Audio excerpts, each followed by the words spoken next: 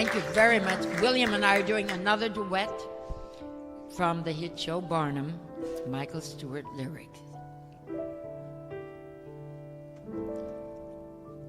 The colors of my life are bountiful and bold. The purple glow of indigo, the gleam of green and gold, the splendor of a sunrise, the dazzle of a flame, the glory of a rainbow. I'd put 'em all to shame. No quiet browns and grays, I'll take my days instead and fill them till they overflow with rose and cherry red. And should this sunlit world grow dark one day, the colors of my life will leave a shining light to show the way. The colors of my life are softer than a breeze, the silver gray of eiderdown, the dappled green of trees, the splendor of a sunrise, the amber of a wheat field, the dazzle of a flame, the hazel of a seed, the glory of a rainbow, the crystal of a raindrop. I'd put 'em all to shame. All I'll ever need. No quiet browns and grays, Your reds are much too bold. I'll take my days instead In gold I find no worth, and fill them till they I'll fill my days with overflow sage with and rose and cherry the colors of the red. earth. And should this sunlit world grow dark one day, the colors of my life the colors of my life will leave a shining light to show the way.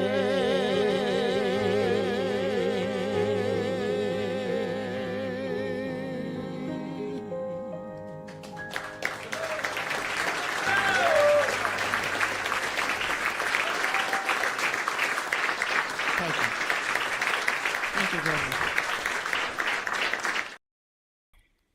Happy Friday, everyone, and welcome to the latest edition of What's on Your Mind.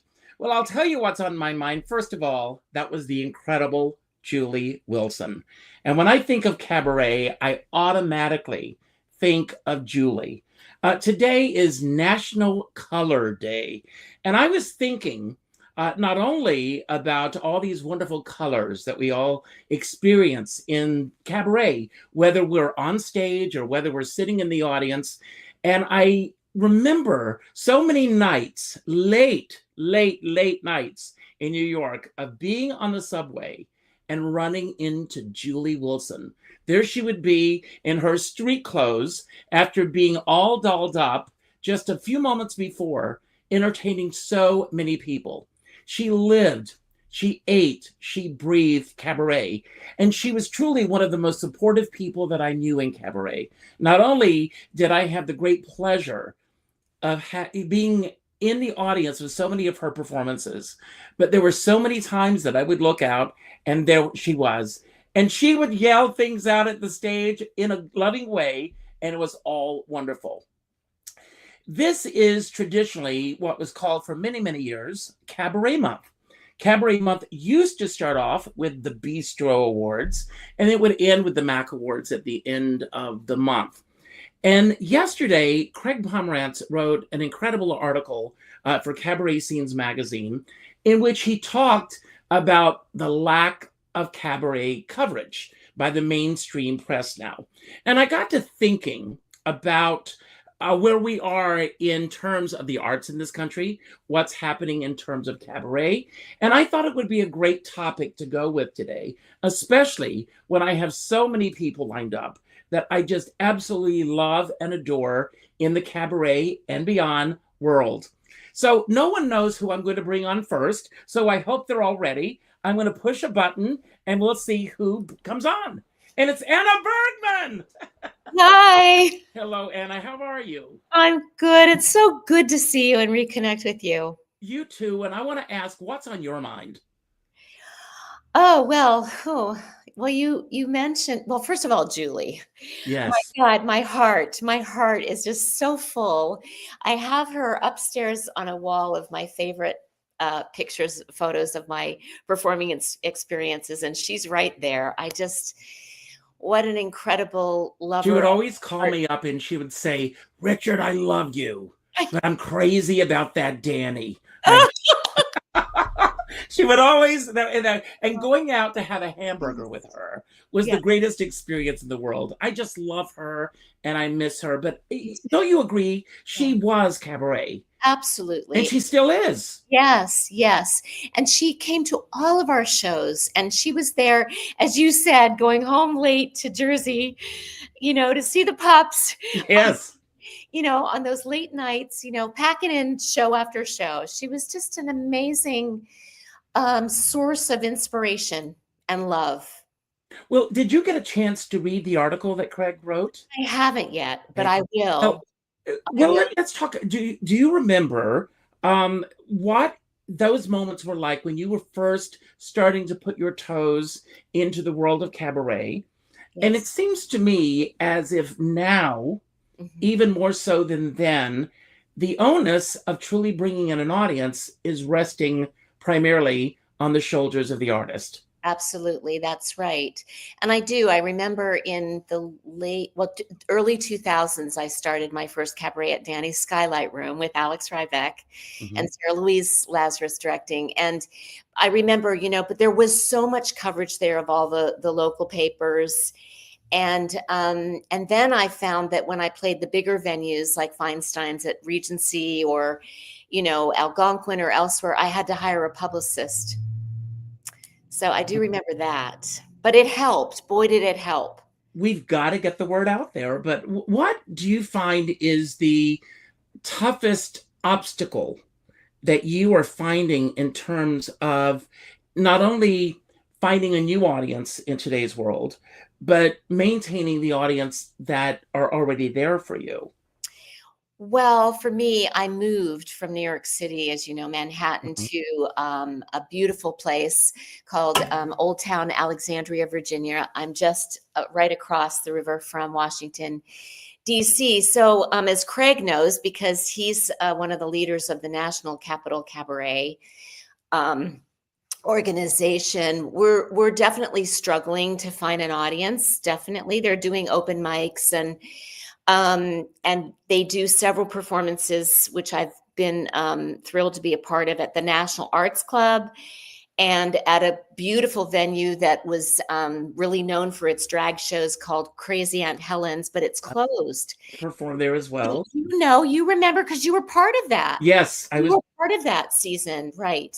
So, I actually kicked off that season. Yes, you did. Yes. And then well, the problem, with Crazy Aunt Helen's was that because, and this is the sad part of the political climate that we're in, the night that I was performing there, believe it or not, and I did not know this until afterwards, they had gotten bomb threats that day because their Sunday afternoons were drag brunches. And even though that had nothing to do with my show or anything, that, the fact that they were getting these bomb threats, it's hard enough getting an audience, but to get bomb threats on top of that, I want to bring on our next guest in just a moment, but I've got, I sent you a little teaser. Yeah. So do you have a colorful moment that happened for you in Cabaret? I do. So I became known for thanks to the Noel Coward estate and Barry Day and others for interpreting Noel Coward, and I did many great concerts of Noel Coward's music in New York. And so I was hired by Buckingham Palace to perform at Queen Elizabeth's 60th Jubilee and her birthday, which coincided because it's in June. It was in June. But I think the most colorful, beautiful moment was it's kind of two-part. One was being vetted by Buckingham Palace. So everything I wore, everything I said, everything I sang, everything had to be vetted, which was wild. Alex will remember because he accompanied me. That was trippy. But the best part of that, the most colorful part of that evening was Prince Edward was there. And he was so excited when he asked me, what are you going to be singing? I had to sing the American anthem and the British anthem to open the festivities. But then later they asked me to do a concert of Noel Coward and opera because the consul general at that time was a big opera buff. So Prince Edward, this was the most adorable thing. I'll never forget it. He asked me, so, darling, what are you going to be singing?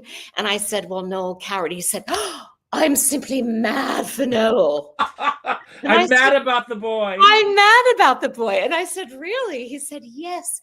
And he said, not many people know this, but I wanted to be an actor. But my royal duties called and I couldn't. But he said, I was involved with a theater company early on. He was so adorable, but he was so excited that I was singing Noel Coward. So I think that was we just had so much fun. He was so charming.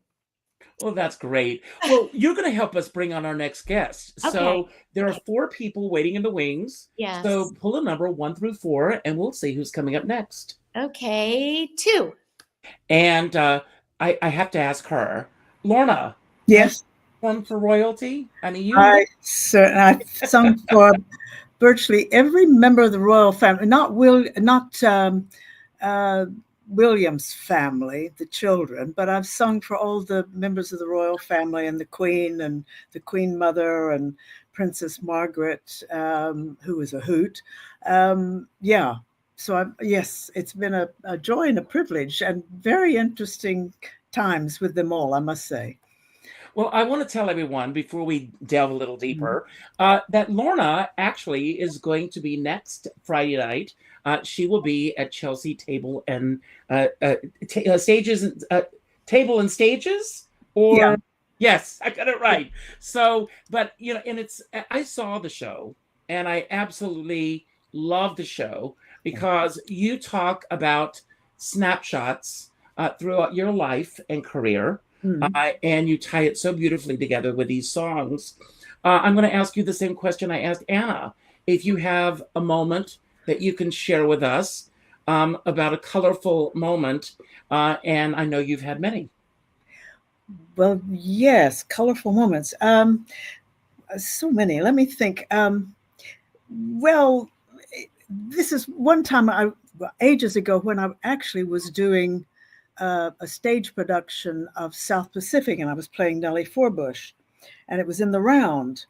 And I, of course, had to wash that man right out of my hair. And doing that, well, what I used was shaving cream. So that was ducked down and shaving cream, lathered up quickly and looked great.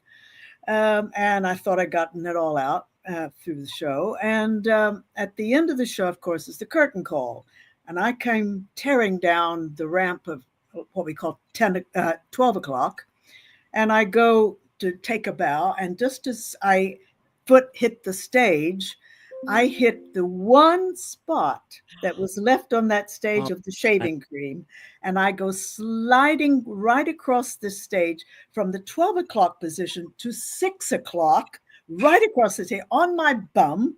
But I came upright at 6 o'clock just before I was at the edge of the stage on that side and was able to take a bow, everyone was screaming, saying, "Oh, that's a fantastic curtain call, Lorna. Do it again." I said, "Not on your Nelly." Anyway, that was a moment that was, yes, very memorable in my life. But Laura, I want to go back to another question that I asked Anna, and this goes back to Craig's great article.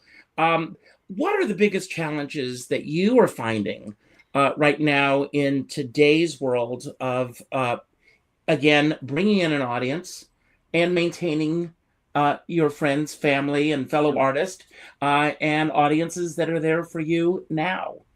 Well, I think it's a case of there are so many people doing cabaret now, and the rooms, it's gotten that it's a burgeoning industry as such, with a lot of venues, which is wonderful. Mm-hmm. But on the other hand, several years ago, it was like you had certain venues that were the places to play, and a clientele that went to those places. Some of the clientele of those spaces now have gone, unfortunately, and the prices have become very expensive in some places.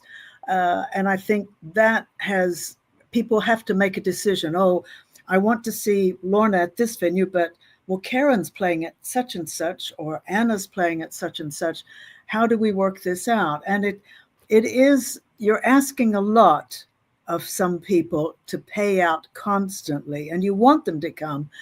I've always said I've kept my prices low. I just don't want to go about. I would love young people to be able to come to the shows, because that's what we're trying to pull in, more and more young people to appreciate the adventures of music and the boundaries that no longer exist with it. So many things can be done, and they can be educational, they can be funny, they can be very truthful, and I just want to bring in a young audience as well, and trying to get that across, but also hanging on to the people that I know and love.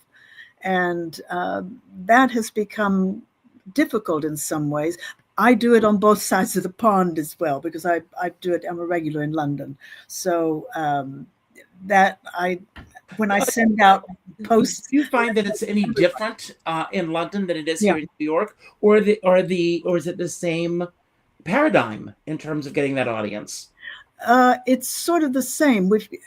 Unfortunately, in London now, it's come down. We've lost some venues, and it's come down to Crazy Cox is the prime venue in London to play. Jazz musicians fine at Pizza on the Park, not Pizza on the Park, but the Pheasantry and Pizza Express on Dean Street, and Ronnie Scott's. Those, for jazz musicians, that's the mecca.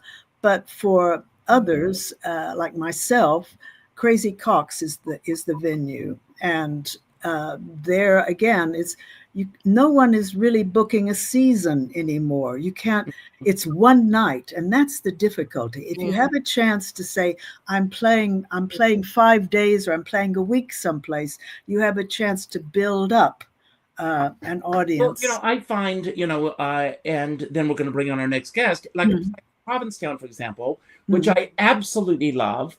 What has ended up happening in Provincetown is you've got this small. Anna, you've played Provincetown, have you? It's a very other venues on the Cape, but not Provincetown. But it's a very small, congested area, and so everyone's essentially out on the streets hawking to get an audience to come in and see their show.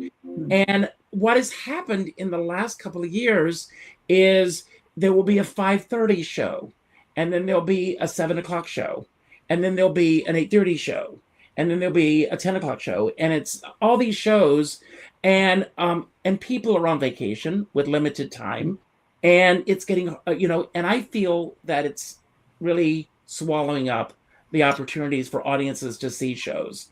And on that note, we're going to bring on our next guest. So door number 1, door number 2, door number 3. Lorna? Oh. Do I choose one? Yes, 1, 2, or 3. Number 1. And, I mean, she's one of our favorites in cabaret. And she, Monday night, is going to be at Birdland. And if she doesn't know who's coming up next, she's in trouble. Karen Mason. Yay! Hello, Karen. How are you? I'm good. You know, that element of surprise is always, I kind of keeps you on your toes. So you are back at Birdland on Monday night. I I'm know, doing no matter everything how in my hard power you to get try. there. What You was can't that? get rid of me. You can't get rid of me. So, and you just played Puerto Vallarta. What was that experience like? Oh, that was so much fun. You know, here's what is so great about what David Sibel is doing down in Puerto Vallarta is you get through. We had 3 nights, and they weren't right on top of each other. It was at that time. It was a Thursday, Friday, and a Saturday. I think no Thursday, Saturday, Sunday, and so the word could get out. But you know, to your point, Richard, there wasn't as much competition. There is a lot of competition, but not for this particular kind of performance. There's a lot of drag, a lot of shows, and then, you know, there's just a few cabaret types. So we did very well there and had a great time. It was my first time singing in Mexico. And, you know, I got to brush up on my Spanish and sing a little in Spanish, which, Great. you know, was flop sweat about the entire thing. I thought, oh no, if I screw this up, you know, I'm going to insult everybody. You know, I'm always reminded when Joan Crawford got married to Alfred Steele for Pepsi Cola, she asked Carol Channing to sing at her wedding. They were friends. And Carol decided to learn a song in French. And little did she know, she was singing one of the most vulgar songs. And people were up and walking. Oh, They were all offended. That's And great. Carol had no idea what she was saying. And she was basically telling the audience to go themselves. oh, how wonderful. So I would be very careful about singing anything in a language that I don't know. So Karen, what is one of the most colorful things that ever happened to you in cabaret? Yeah. Well, in cabaret, yeah. I mean, colorful. What exactly is your definition of colorful? Well, it could be an audience member. It could be something that happened on stage, like Lorna Dallas in a play, but a musical, sliding across the stage. Anything you want to share with us?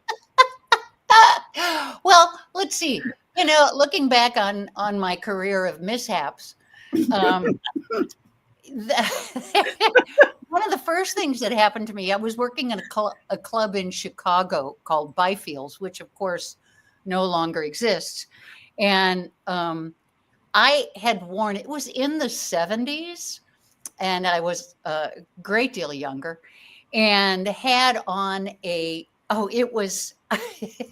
had on this, not sequin, but rhinestone top. Well, no, it was sequin. A sequin top. It was just one of those that stretches, you know, tops with black pants. And I was singing on top of the piano, and yes, I can see it in all your faces. I leapt off the piano. Oh, no. This thing just boom down. I have never moved so fast in my life. It just happened to Ann Hampton Callaway. She had a malfunction on stage. Oh, it is, you know, like you just go, of course, listen, I'm Zoftig. So I'm thinking this sucker's not going anywhere. And it just like flapped down. And I mean, it wasn't a big venue. So like, I'm sure 65 people, you know, like turned sheet white. And yeah, so, you know, if that begins your career, then you know it's only upward. That's great. Well, let's bring on our next guest. We're going to all stick around. We're going to talk about some things. I've got some questions for all of you later. Door number 1 or door number 2? Door number 2. Okay. So before I bring our next guest on, I want to ask all of you. I mean, when I first came to New York, I moved to New York in 1979. And the big club at that time, not a cabaret room, was Studio 54. But did you know that before Studio 54, there was, a bigger club in LA? Do you know about this? No. Well, I'm going to give you a little glimpse of what it was like to go to that club. And then we're going to talk about this on the other side. Okay, guys, used to be paradise. Anybody who tells you that they were there in the 70s and remembers it wasn't there. You were in the middle of a group of the most beautiful men you'd ever seen. I have heard of Studio One before. It was a little bit ahead of my time. We can't forget where we came from. Most of the guys were shirtless. You felt like you belonged. A kind of alternative reality. It was really my entrance into life. I was wide-eyed. It was Hollywood. Opening night, you had 1,500 people, boom, boom, and the turntable would jump. I said to Scott, call RCA, get someone down here to fix that damn turntable. Welcome to an evening at Studio One's Back Lot. And I see Cary Grant walk through the doors. Oh my God, it's Cary Grant. I remember seeing Betty Davis. The whole place was packed with celebrities. And all that jazz. Knowing that Gene Kelly and Fred Astaire and all of these great stars were coming through this dance hall, I thought the worlds were combining. So this proposal now to actually tear the building down. West Hollywood lost 10,000 people, and their spirits are still here because this was the place where they were happiest. God bless Studio One forever.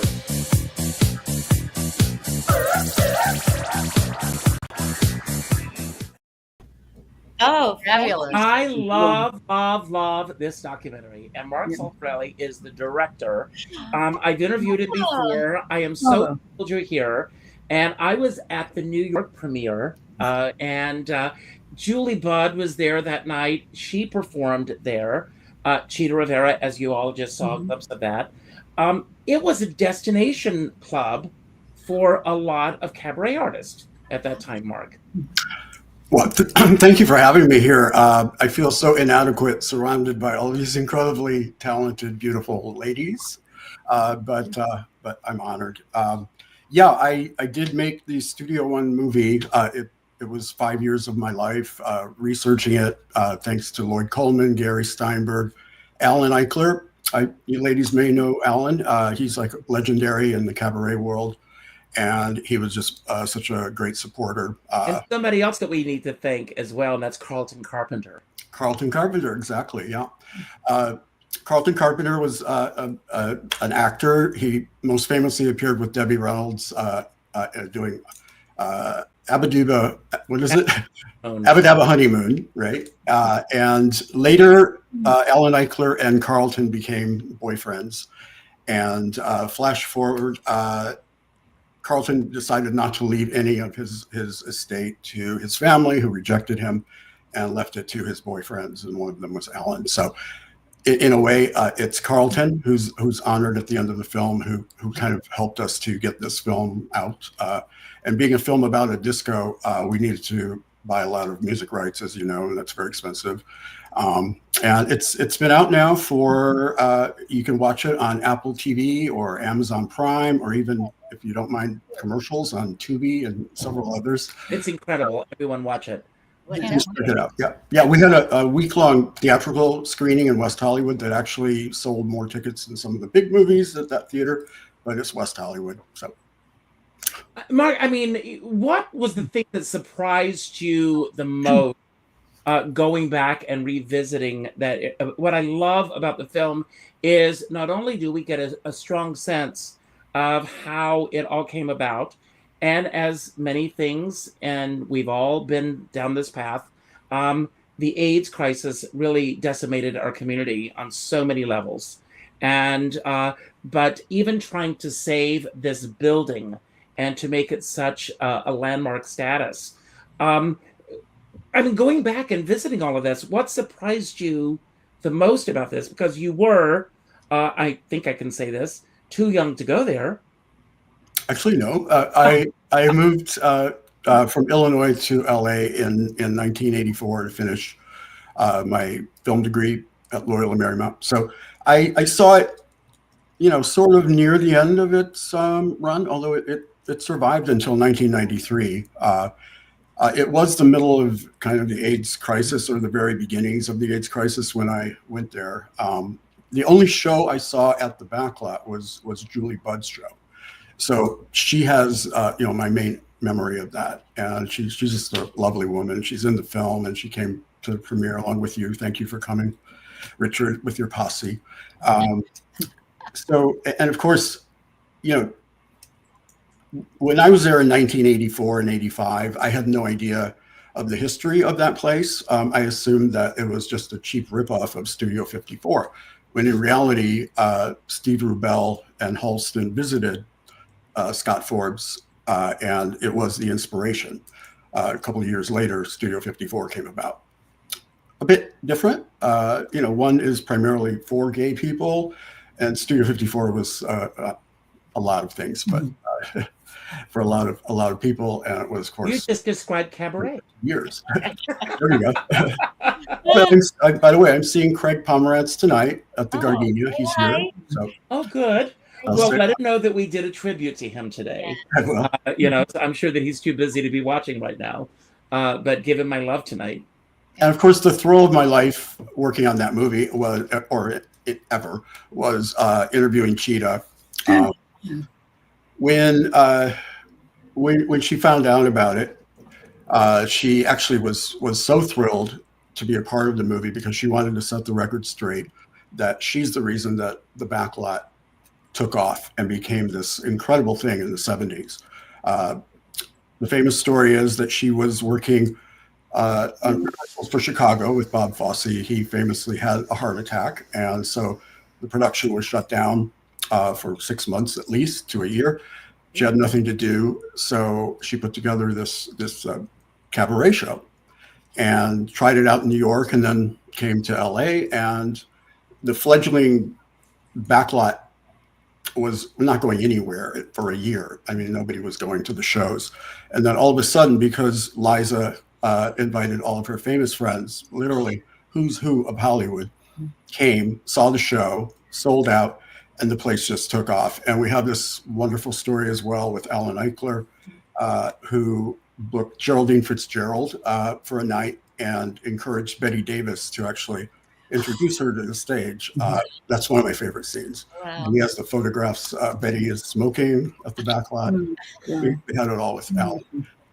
Mark, who did the booking for that room? The cabaret room itself. I think it was, for the big nights, for the main nights, it was Scott himself, along with Steve Applegate, who was the maitre d'. I think he took part of that, but Scott enjoyed being around the stars, so it was mostly Scott.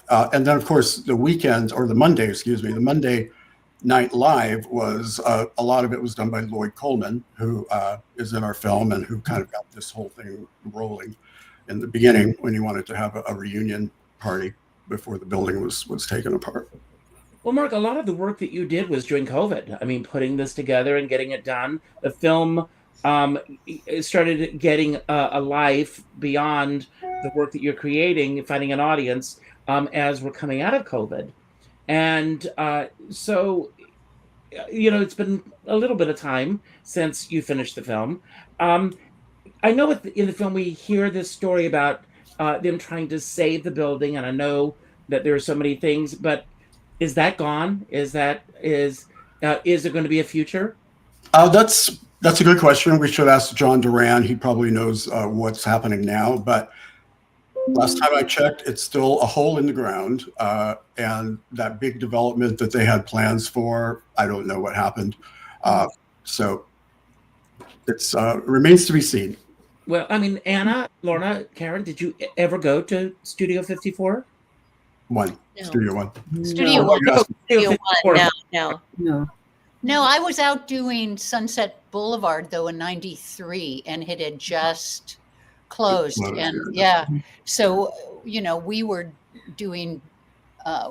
It would have been so much fun to go and do a cabaret show with people from the cast, but there was no backlot back there. I had heard about it, but I never got out there. Well, I remember when it shut its doors, and that was a very infamous time in New York. And it set this building that, it's a wonder that the building itself was saved. But now, thank God, it's a theater, it's a Yes. cabaret room, and it has a life. And speaking of the cabaret rooms, Celia Burke is going to be there in May 4th. May the 4th be May with the you. 4th be with you. Hello, Celia. Welcome, and thanks for your patience. No, this has been fascinating. It's lovely to meet Mark, and I would just like to say that these three incredible ladies have always been so kind to me. I'm a relative newbie in this world, and they've been nothing but encouraging and interested and interesting. So to be able to share a screen with them is really a wonderful way to end this week. So thank you. So I remember a few years ago when your spring-themed CD came out, and you did a show at the Metropolitan Room. And here we have a new show celebrating spring as well. What is it about this time of year that resonates so deeply with you? The first album, which was called "You Can't Rush Spring," which is an incredible Ann Hampton Callaway song, and that became the title for my cabaret show, which was built on the album but had other material as well. But it wasn't a spring themed show, although the metaphor of you can't rush, that whatever is going to happen in your life is going to happen when it happens, is my story, really. And it took me a very long time to find the door to go through, to be able to find a place that would welcome me and allow me to express what I wanted through music. And that was cabaret. And so for all its frustrations, it's a door that's open to anybody who wants to step through it. What you do with it or how you get tangled in it is, each one of us has our own stories about that. But that's the great gift of it, is that it's open. Well, at the risk of sounding like a broken record, and I've said this a million times, I was finding out about you long before the cabaret world was finding out about you, and became an instant fan of yours, and I mean that sincerely. And it seems almost on some levels, I know that you were late coming to the party, but it seems like once you did walk through those doors, things began to happen rapidly for you. Was that your experience as well? Or did it seem that it was not happening at the speed that you were hoping that it would happen? Oh no, that's exactly what it felt like. It felt like being shot out of a cannon. Some people do a show and it kind of gets a little bit of attention and they figure it out and they go, okay, now I'll know what to do next time.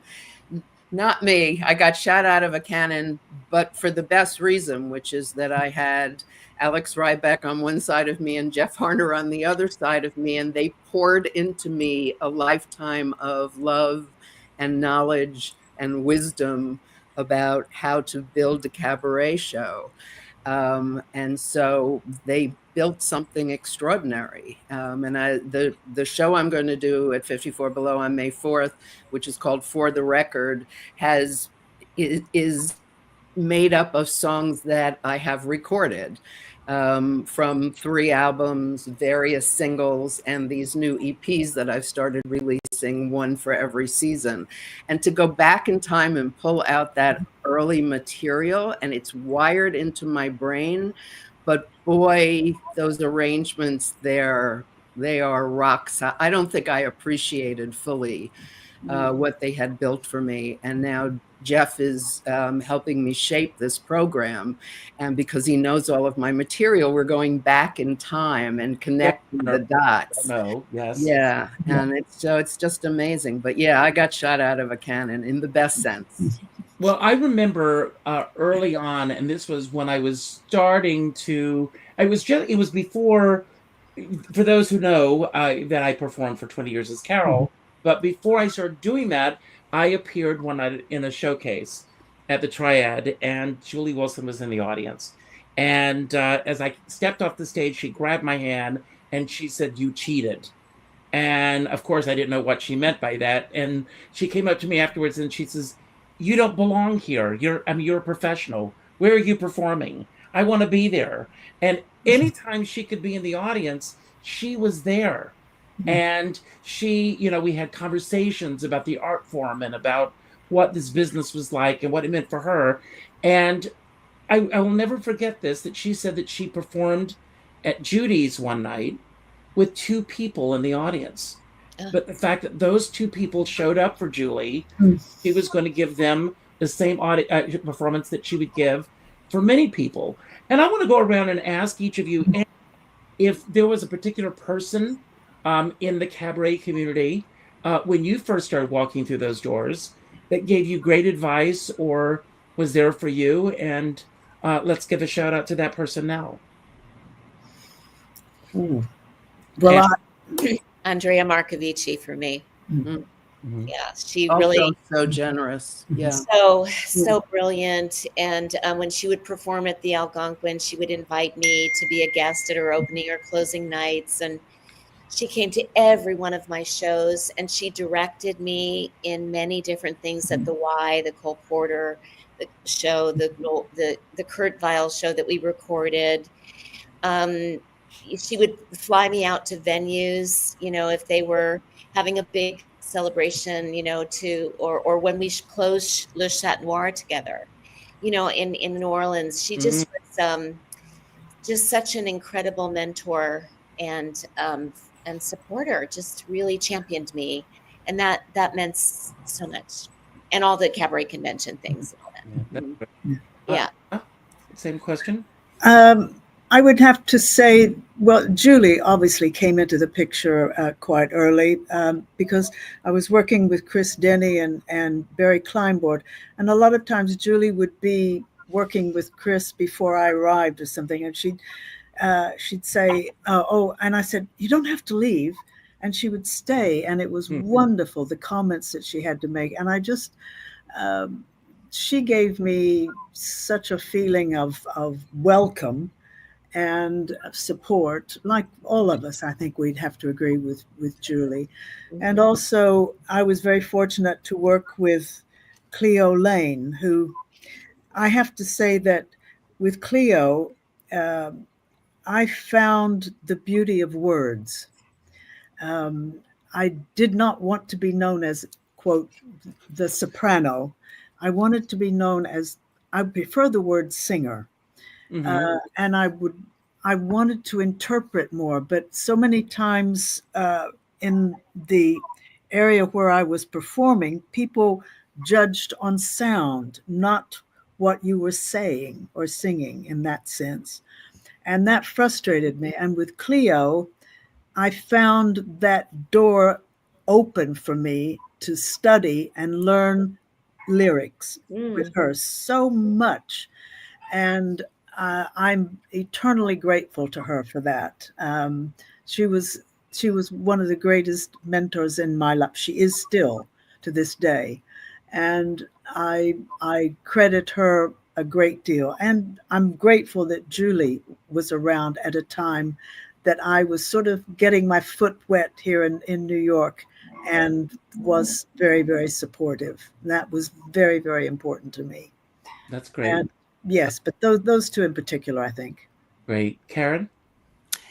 I'd probably have to say, early on in my career was Brian Lasser, who was my music director for 16 years. And we met in Chicago and we started creating cabaret shows. We didn't know what cabaret was. And we just knew we wanted to make music together. And, what was the best about working with him was that, and during that time, was that we could fail. And failure was how we learned what not to do, what to do. Unfortunately, the economics of cabaret these days doesn't allow for much failure. We all have, we're not making tons of cash here. So the ability to do 5 shows in a week or, 8 shows in a week to do, 11 o'clock shows or 1 o'clock shows, or in the late 70s, 3 a.m. shows, with somebody who was willing to just go on the ride with me and let's figure it out. That was a great gift that I was given, was somebody who just said, we'll split everything. He wasn't in it for the money. And I was very, very, very lucky that I had that influence in my life early on. That's great. Mark, what's someone who really stood out for you? Yep. Well, obviously, I'm not a performer. I'd love to be, but you wouldn't love it. But my husband. That doesn't stop some people. Try. But my husband, Steve Masterson, is a cabaret performer, has been his whole life. And it was so good to hear Julie at the top of the show, because he's been a friend of Julie since the 70s. And I got to know her. And, whenever she would come to LA, she'd appear at the Gardenia and I would film her. And whenever we were in New York, we'd have lunch and she'd have a nice hat on. And so I got to know her. I actually wanted her to be in a short film that I made called Remember to Breathe, which was about an aging cabaret legend. Ultimately, she just didn't want to do it, I guess. And Lee Merriweather did a great job in that role. But yeah, I love Julie. And then later, kind of as a sideline, I would film a lot of people's cabaret shows in LA. A lot of those places aren't here anymore, like M Bar and Rockwell. But Clifford Bell was sort of the West Coast, cabaret king, and we became very close. And I would film every one of his shows, so I got to see people performing, and I sort of got my PhD in cabaret because I hear all of these songs done in such unique ways by everybody. And Clifford passed away a few months ago, you probably know, and I think that's just going to devastate the LA community because he provided so much life. And for anybody who's wondering, there will be a memorial in June. It's in the works. It's being planned now. So be watching for that.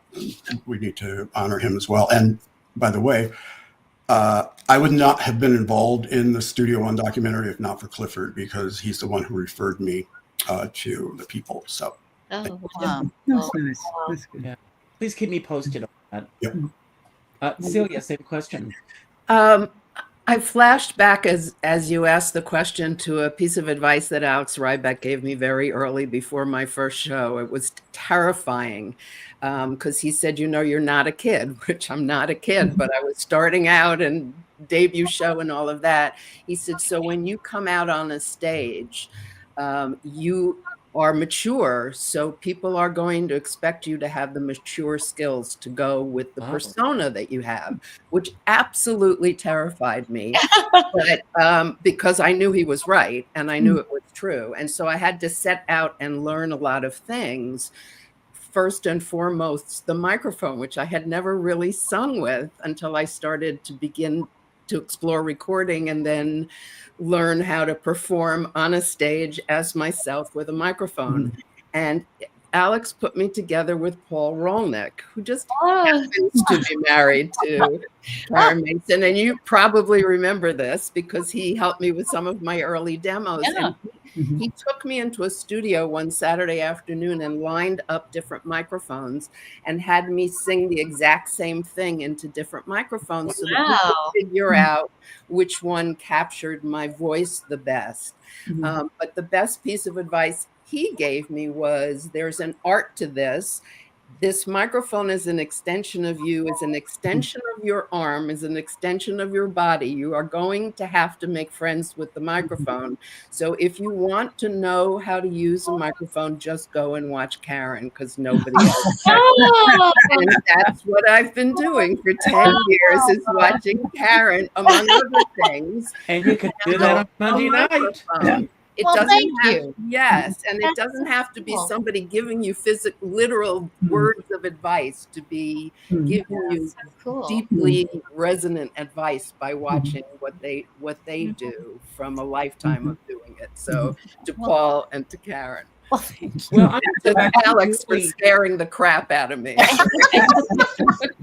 I'm going to go back to Julie for a moment. I don't know if any of you remember this. She was scheduled to do a concert at Carnegie Hall. And then afternoon of the concert, her musical director had a heart attack. And all of her arrangements, everything, were in his hands. Oh. They were not. Oh my God, Billy? Yes, and Danny came in at that time and started working with her. But when I first started, the best piece of advice that I think that I got was from K.T. Sullivan. And she said, make sure that at least 5 people know that you know your material, so you're never at a loss. Yeah. And it's great. I mean, going to London in August and with Lorna and Nathan Martin, having my chart, having everything, being able to play. But I want to ask each of you a final question, and then I'm going to give each of you, after I give my final word, a chance to have your final word today. But I want to ask, when was the last time you experienced something live that stirred your soul, made you laugh, or made you feel that you were truly connected to the community? And I'll start with you again, Anna.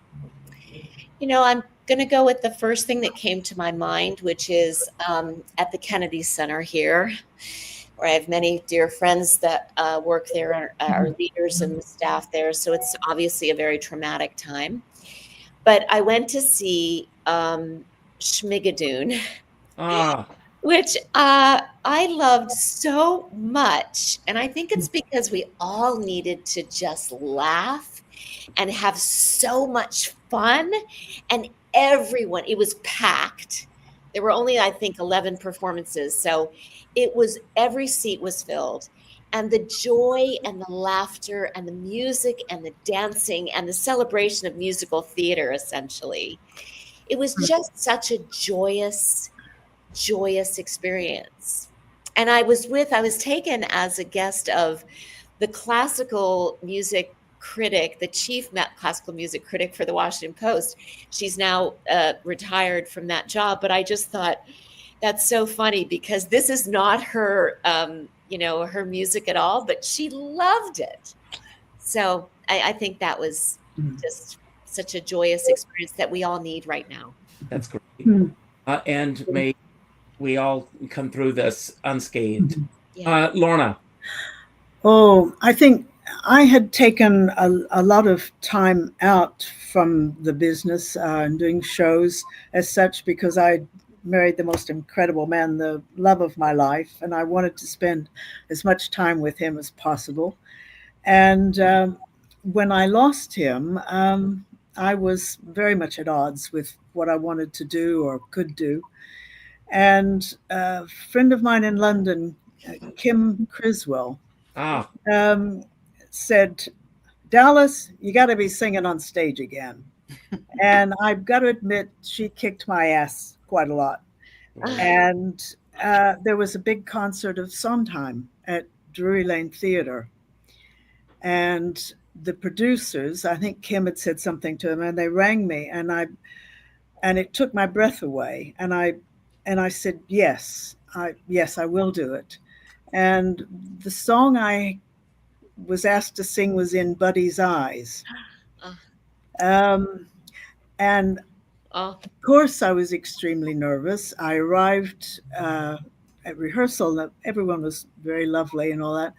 But on the day arriving at Drury Lane Theatre in the afternoon for rehearsals, and I got there and everyone was really super.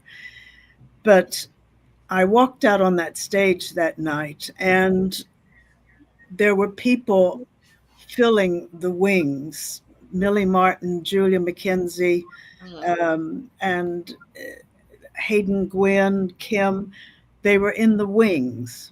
And I walked out and I got such a wonderful round of applause from the audience, and it was the cushion that I needed. And I sang the song, and afterwards I came off stage, and it's the beautiful response from people. And I thought, Lorna, you're back. You're back. And as I got into the wings, Julia was hugging me, Millie was hugging me, and Anita Dobson, and all these people. And I just felt I am back where I belong. And I thought, yes, Gary, I'm doing what you want me to do.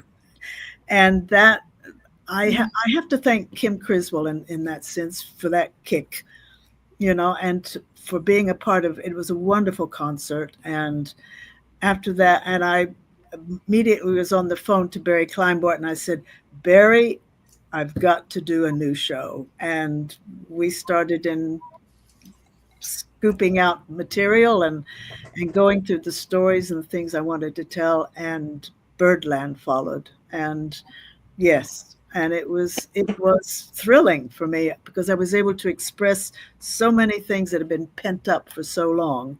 And it was the kick in the pants that I needed, and very inspiring. And I'm very grateful to the people who did that, and I'm very grateful to all the people who supported me through that, and to Barry and Chris for the wonderful shows that we've been able to create since then. That's great. Karen, a moment that recently, a performance that you've seen that really inspired you? Yeah. It just went through my mind. Yes.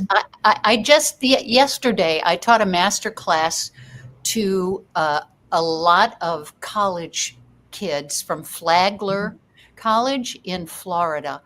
And it's actually a cabaret class. They have classes now. They have a curriculum. And I'm thinking, as I'm looking at all of these divas here and knowing all the people we've spoken about and who are our friends and our fellow cabaret junkies, that we're going to be the ones that they're talking about and using as templates. And, I hope that I know with the women I'm looking at, sorry, Mark, I can't include you, but I'm sure you're this way, that we will be as generous as Julie was with us, with our information. And yesterday, working with these young people who just want to sing and express themselves, and how they were like sponges. They wanted to know about cabaret. And at the end of it, the person who had hired me, Kip Tazy, asked me if I would sing. So I, with a little bit of patter, because they wanted to talk about patter. And so I did the intro that I had, and then the song of A Whole New World. And it's fascinating. We've all experienced it. How a song that everybody knows, when you have a different intention and a different situation, how it totally shifts how you listen to this song. And it was overwhelming to me to sing this to these young people who have hope about doing cabaret. I mean, they haven't found out the economics of it yet. They will. But they're still they're excited about this prospect of expressing themselves. And I just think, we're all so lucky to have the experiences and to know that it's not, listen, since I moved to New York, they've been decrying the end of cabaret, and we're still here. And so I find it hopeful in this very complicated and dark time that we're living through. Well said. Well said. Mark? Yes. Well, I saw at the Amundsen the production of Old Friends, the Stephen Sondheim show with Bernadette and Leah Salonga, and it was just incredible. I think it's New York now. Yeah. Yes. That's great. It's incredible. It's sort of like a sizzle reel of Sondheim in a way. Yeah, that's true. Good show, and it's so hard to do a show like that, but it's amazing.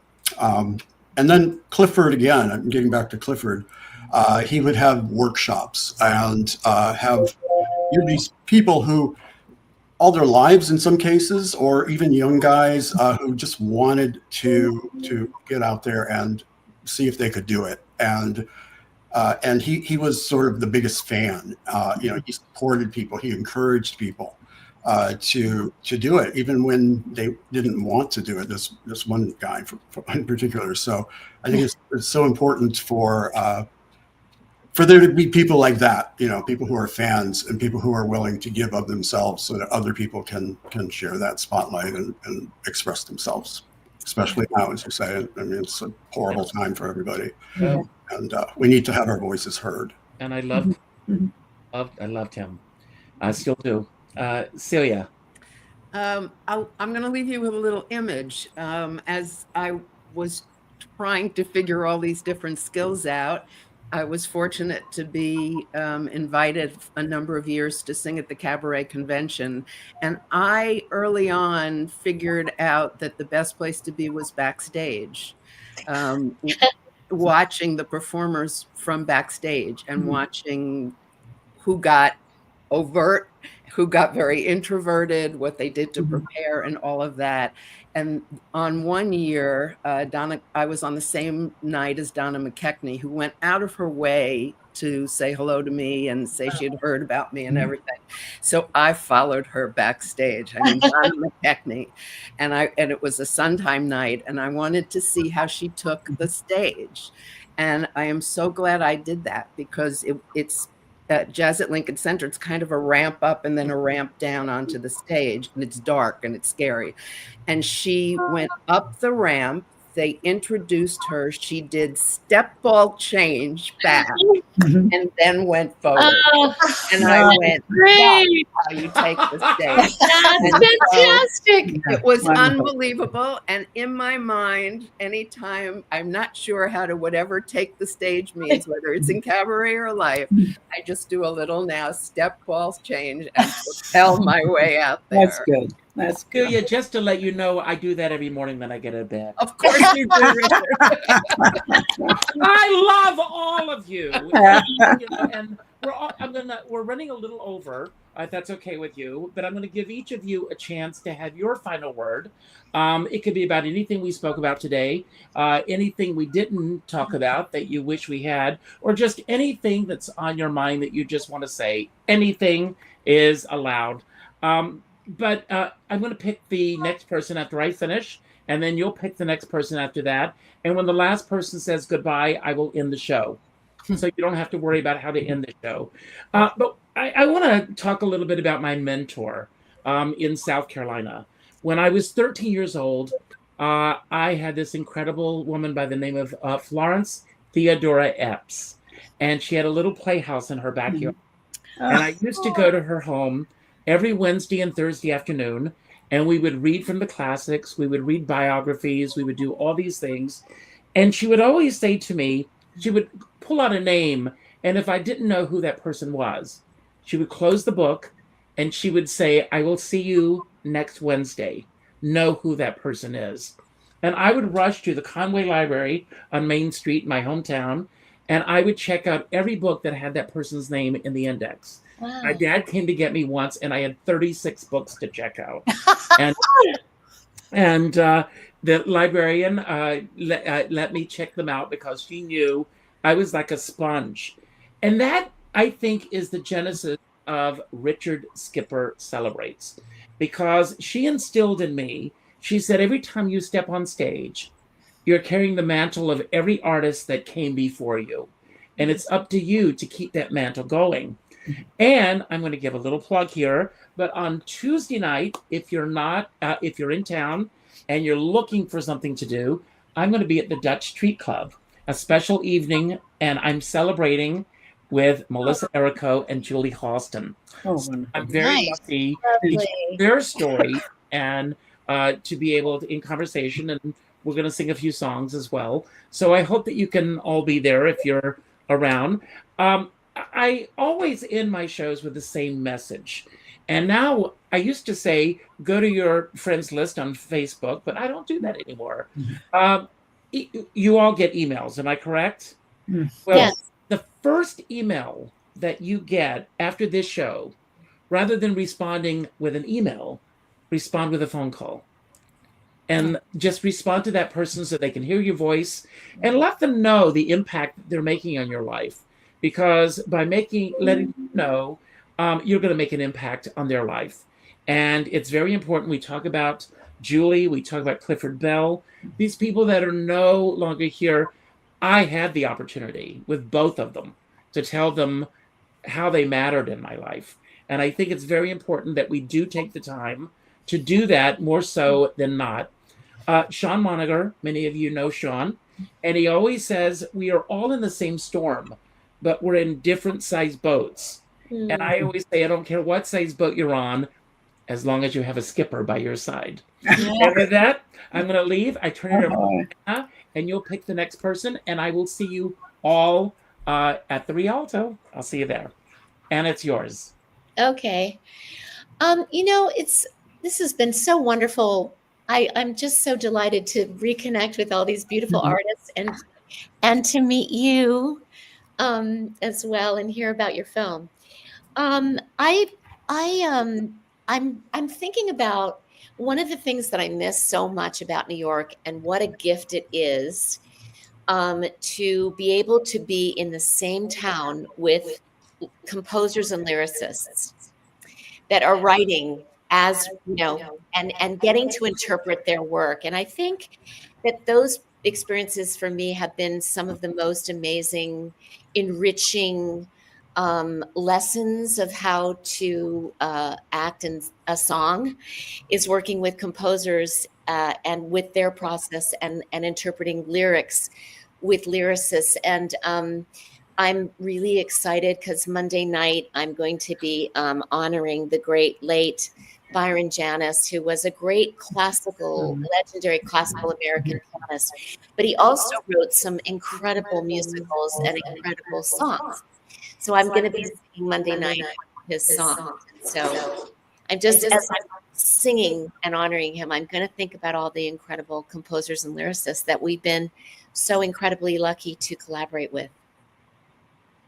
Lovely. Oh, Karen. Okay. I too am so happy not only to meet you, Mark. Now I can't wait to go watch that. And I'll be on Google. I'll be Googling away to try to find information on this. But to reconnect with you ladies, it just brings me a lot of joy to know that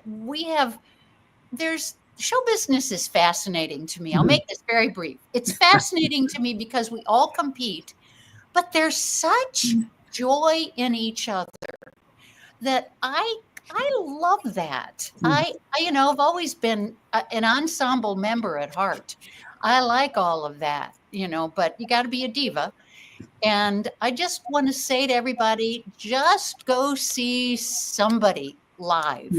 Because you will not regret ever that experience. And you've got some fine people, examples with shows coming up. We all have them because it's spring, and it's time for renewal. And please just go support live performance and also go see this documentary because it makes me hopeful that there is light at the end of this tunnel.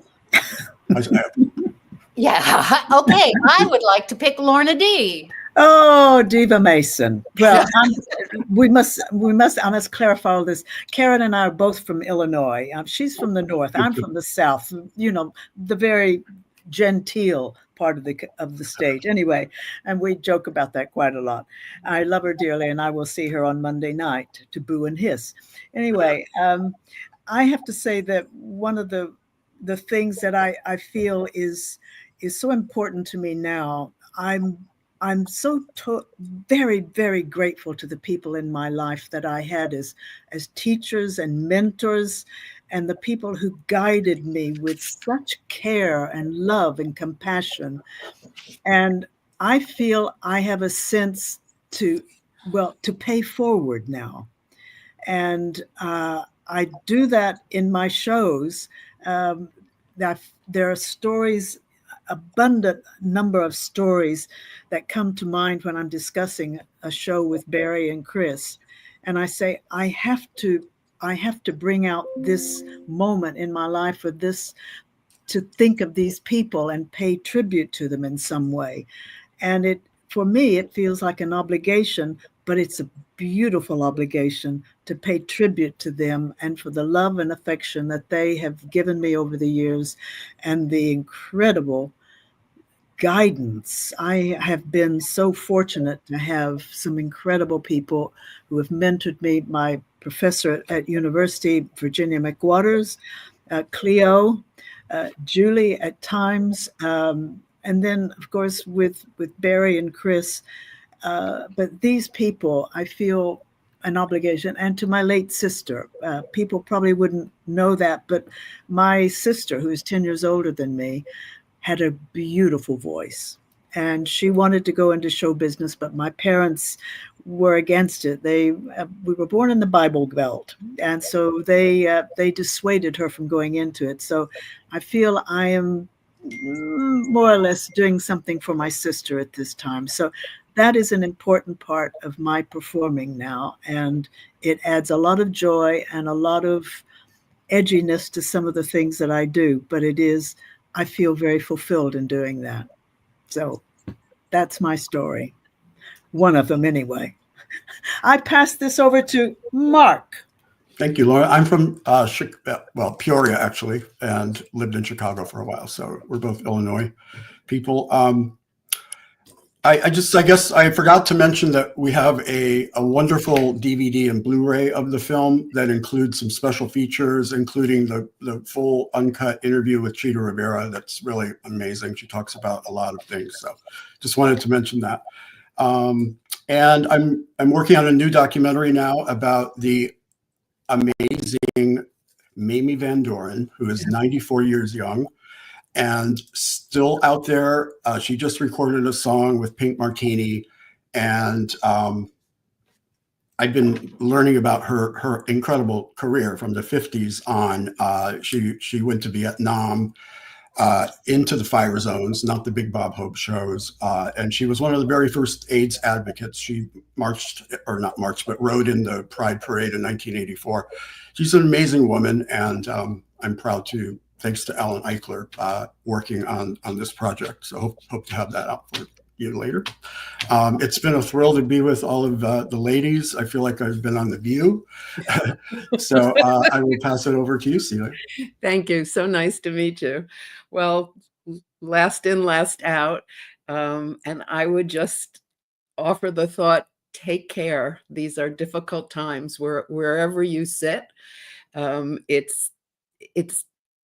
it's too much. Every day is just too much. So whatever gives you pleasure, and look what pleasure we've given each other, and how much easier it is to breathe when we laugh and we smile. But I just offer the thought to take care of yourself and your mental health, and to help other people do the same thing. And I know that I'm very fortunate in having that kind of a support system. Thank you.